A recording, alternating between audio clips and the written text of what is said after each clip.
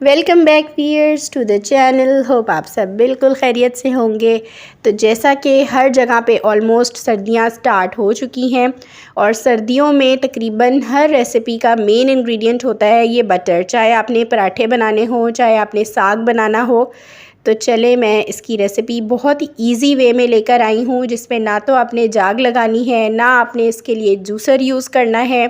10 to 15 minutes में ये butter बन के रेडी हो जाएगा। 2-3 बस इसकी टिप्स हैं, आप उसको फॉलो कर लीजिए, सेम टू सेम उसी रेसिपी से बनाएं तो आपको बहुत आसानी होगी। इसका मेथड बहुत ही ज़्यादा इजी है। तो चलें रेसिपी को स्टार्ट करते हैं। अच्छा, इसके लिए कोई हमने मलाई को ओवरनाइट जो है जाग नहीं लगानी, कुछ नहीं करना। जब हमने मक्खन निकालना हो उससे 2 घंटे पहले आपने फ्रीज़र से मलाई निकालनी है।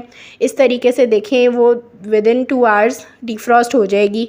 अगर तो सर्दियां हों तो आपने इसमें ल्यूक वार्म वाटर ऐड करना है, ठीक है, नीम गर्म पानी ऐड करना है। गर्मियां हों तो आप ठंडा पानी यूज़ कर लें।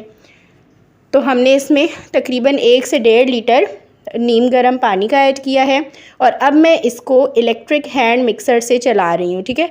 इलेक्ट्रिक हैंड मिक्सर और जो दाल घोटनी होती है उसमें कोई फ़र्क नहीं है। सिर्फ इलेक्ट्रिक में ये होता है कि ये 5 टू 10 मिनट्स जल्दी बन जाएगा और मैनुअल में आपको 10-15 मिनट्स ज़्यादा लग जाएंगे। अदरवाइज़ ये सेम चीज़ है, ठीक है।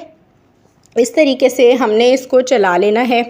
5-10 मिनट्स तक हम इसको चलाएंगे तो आपको ख़ुद आइडिया हो जाएगा इसकी कंसिस्टेंसी से कि बटर अलग होना स्टार्ट हो जाएगा और पानी इसका सेपरेट होना शुरू हो जाएगा। ये इस तरह आप वीडियो में भी देख पा रहे होंगे कि इस तरीके से देखें बटर अलग होना स्टार्ट हो गया है और पानी जो है वो अलग हो रहा है।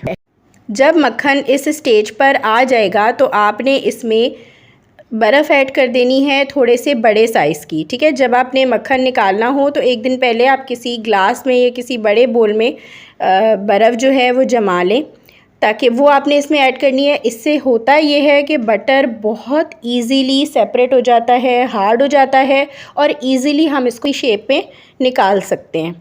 बहुत इजीली पानी से सेपरेट हो जाता है।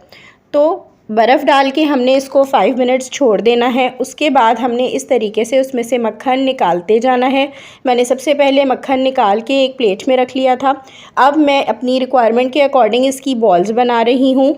आपने भी इसी तरह करना है। सारा बटर एक साथ फ्रीज़ ना करें। जितनी आपको इन वन टाइम रिक्वायरमेंट हो आप उतने उस साइज़ के पेड़े बना लें और बाकी आप फ्रीज़ कर दें। उम्मीद है आपको ये रेसिपी और मेथड बहुत ही ज़्यादा इजी लगा होगा और पसंद आया होगा। रेसिपी अच्छी लगे तो वीडियो को लाइक कर दें, शेयर करें, कमेंट करें, ट्राई ज़रूर कीजिएगा। चैनल को सब्सक्राइब नहीं किया तो वो भी कर लें। मिलूँगी फिर किसी नेक्स्ट रेसिपी में, तब तक के लिए अल्लाह हाफ़िज़।